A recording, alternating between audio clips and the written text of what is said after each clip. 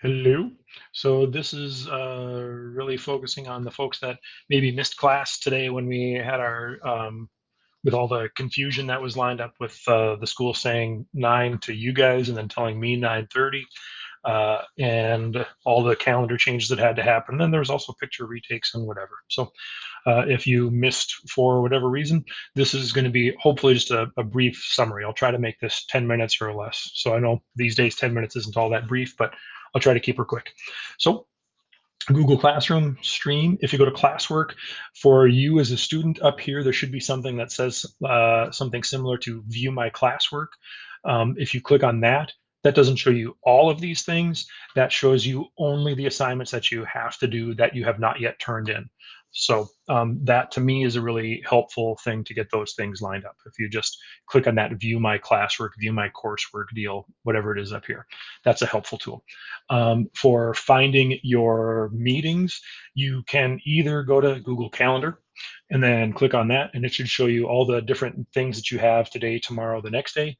Or, pardon me, or instead of clicking on that Google Calendar, if you're in your email setup, in your email system, if you scroll over here, so this is my Gmail setup, right? If you go to the side over here, there are all your folders. I have a crap ton of folders over here. But if you go down towards the bottom, then there's My Meetings. If you click on My Meetings, then that shows you this, which includes all of the meetings that you have scheduled for today. It might at some point in the day switch and start showing you the ones that you have the next day. I use my calendar feature more often, but this is also a pretty helpful thing for you to be able to see. And if you just go right here, join, boom, there you go. Our class sessions will be 9 to 9:30, Mondays and Thursdays. So be prepared for that, 9:30, Mondays, Thursdays. All right, so that's the gist of those things. The lesson plan, if you go here and click on the lesson plan, um, I try to just add the new lesson plan on top. So today's is there, Tuesdays is there, and as time goes on, you'll be able to continue to scroll and see previous days. Every day will be there. Um, so Thursday, the November 19th, going through on Tuesday. So our work today, if you did not register for Pivot Interactives on Tuesday, do that now. Just click on this link, bada bing, bada boom, you're in there. If you've already registered, then today we're going to spend a few minutes making sure that we know how to use that website and we know how to collect data and answer questions included in the lab assignment for today. So hopefully in the next few minutes we get that taken care of and you're in a good spot. So if you click on Pivot Interactives, or the words right below it don't look like they're linked, but they're linked. SAVHS, Intro to Motion Graphs. And that brings us up to the lab that we're going to be working on today. So Pivot Interactives, they use real equipment. They record things in with a high-speed video, and they include then data recording tools on top. The ping pong ball cannon, we have one of these in my room at school. It is awesome. So what it is, this thing here is a PVC tube. It's like 10 feet long. And then we put a ping pong ball inside, tape up each end, and suck all the air out of the middle. Once all the air is sucked out, then we poke a hole in one side. All the air rushes in, pushes the ping pong ball through the cannon, out the other side, and it's going really fast. It goes so fast that it goes right through the pop can. So the one that we have in my room, we've sent a ping pong ball through two empty pop cans, like ripping them through, going through two empty pop cans and kind of getting embedded and caught in a third. And here's their version, right on through. It might look like it hits and bounces off to the side or as a glancing blow, but um, you can see that that actually does rip right through that bugger, which is kind of cool. And then goes on through. You can see that I'm able to do a frame by frame deal. So I'm using the arrow keys on my keyboard. It's also possible to do that with these arrow keys here. So what our goal is today, or our goal today is to go through and collect data from this. You can go through and read everything that you need to know, everything that you need to process and figure out how to do is described in text here. We'll go through today. When you answer this question, use the ruler. It tells you what to do, how to set things up, and then answer this question. You get 4 attempts to get this question right. Excuse me. So if you get it wrong, you just give it another shot. If you get it wrong, it also prompts you with a, hey, maybe you got this thing. Did you think about that deal? And it kind of tries to get us thinking about things correctly or to make the proper adjustments that we need to with our tools. So these first couple of questions are really just trying to make sure that we're comfortable with the tools present. The graphing directions, this is actually another thing to do. So this little deal here, click, drop down, and now there's a whole section here. But like this heading says, graphing directions, these are all simply directions on how to do things. This section does not have stuff for you to do. You will do these things in the next section when you're actually collecting data, or at least you'll do some of these things in the next section. So now collect data and make a graph. Floop. There we go. And now you see this is the same video from above, but we're going to actually use this to collect data. It says, remember, make the first frame on which the ball is visible, t equals 0. Adjust the ruler so the first measurement has position 0. So when the ball is first 0, we'll move the ruler so that it's at 0 centimeters, and we'll set time equal to 0. And then we're going to record actually 12 data points down here. So I'll show you what they mean here, because when you see, if you're just watching this live right now, or if you're watching this video and you haven't gone through and putzed, uh, making T0 and using the ruler is new. So I'm going to click on this little toolbar, and that brings out my options. This is the stopwatch. Bring the stopwatch out, and I'm going to move the stopwatch down here. This is the ruler. Bring the ruler out, and I'm going to just put the ruler here. I'll move it again in a second. I'm going to try to bring the ruler down. I'll explain in a second, I guess, why I'm bringing the ruler down. All right. So now if I hit play, I'm going to try to get it just that the ball is on the screen. Oop, there it is. And now I'm going to go back until the ball, until it's the first frame in which the ball is visible. So I can see the ball there, not there. The first frame, the ball is visible.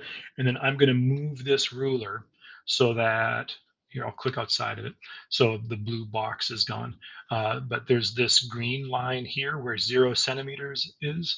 I'm going to put the 0 on the very front edge of the ping pong ball.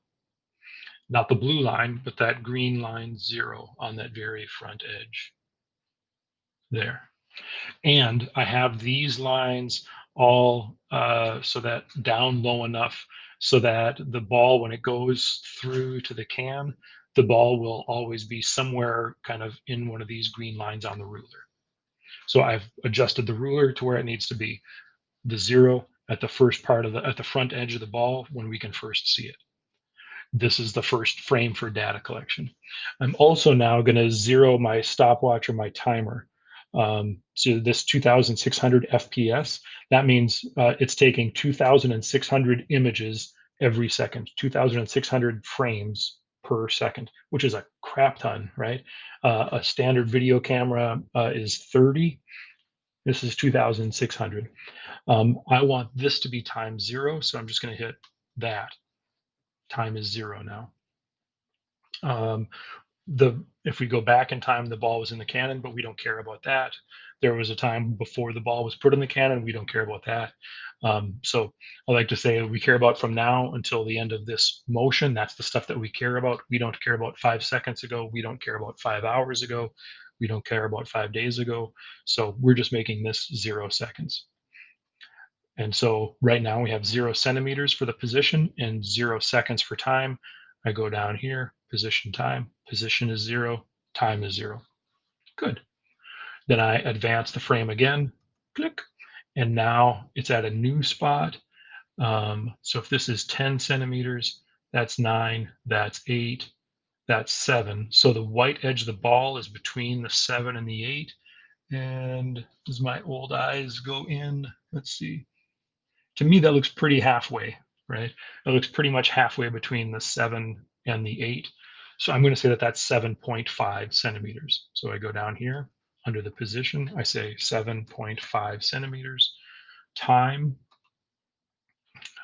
my clock here says 0.00038. So I'm going to say 0.00038. So now I've got that. Notice I don't have any letters or things here. I am not saying 0.00038 seconds. If I put the S in there, everything gets buggered up. Just numbers. Just put numbers in there. And then up here, I'll advance the frame again. Floop. And here we are. This is 15. This is 16. That looks like it's halfway between 15 and 16 too. I'm not, I mean, it's an estimate, but it doesn't look like it's necessarily closer to the 15 or closer to the 16. It looks like it's halfway between the two. So I'm going to say like 15.5. And then when I check the time, 0.00077. Yeah. Now I'm not going to do all of these. Those are the only data points that I'm gonna enter on screen here. But then, so that's 2 data points, 3. Oops, come on. 3, 4, 5, 6, 7, 8, 9, 10, 11, 12. So there are 12 data points that we can get, and we want all 12 of those on here. So to get more data spots, I'm just going to click here and hit enter until there are 12 rows of data. And now we've got space for all those things to go. The graph is set up, but we need to switch things out. We want time on the x-axis because time is kind of the thing that is set. We want time here and we want position here. So I'm going to click on position and I'm going to change that to time. Done. And then over here, I'm going to click on time and change that to position. Done. Now, we'll talk more about dependent and independent variables and things like that as time goes on, as time goes on. But not right now. I don't want us to get too much crap in on one day. So we've got time on our horizontal lefty-righty axes. We've got position on our vertical uppy-downy axes. Then this little gear or settings thing, I click on that, curve fits, and I want it to put a linear curve fit on there. So that means that the computer will figure out the best straight line that goes through all of our, that either goes through or most closely goes through all of our data points. And we'll use that line and the equation for that line in some of the answers for our analysis. So now as we keep on going, we'll keep on adding data points in the table up here. The data points will be added here. Life will be grand. Once you have those 12 data points entered, then you go to interpreting your graph. And this section has us going through and answering some questions, trying to analyze what's going on here. Some of these questions you'll be just fine and comfortable with. Some of these questions will be kind of challenging and kind of weird, and that's okay, right? I mean, if this was all stuff that we knew, if this was all easy, then it would be a sign that we need a different class. So there'll be some easy parts, there'll be some hard parts, maybe more of one than the other. That's okay. Tomorrow, we don't have a live class, but tomorrow the lesson will be an attempt to try to make sense of our data and make sense of our analysis. So today, we're hoping to finish this entire lab and data collection and analysis. And then tomorrow, the lesson, not a live session, but the lesson tomorrow is going to be an attempt to kind of make sense of all of this stuff that just happened. Uh, if you ever have questions, you can email me or you can use the comment stuff present in Google Classroom. Go ahead, do what you need to do, and we'll take care of things. All right. That's all I've got for you. That's the end of the video. Let me know if you have any questions. Good luck to you all.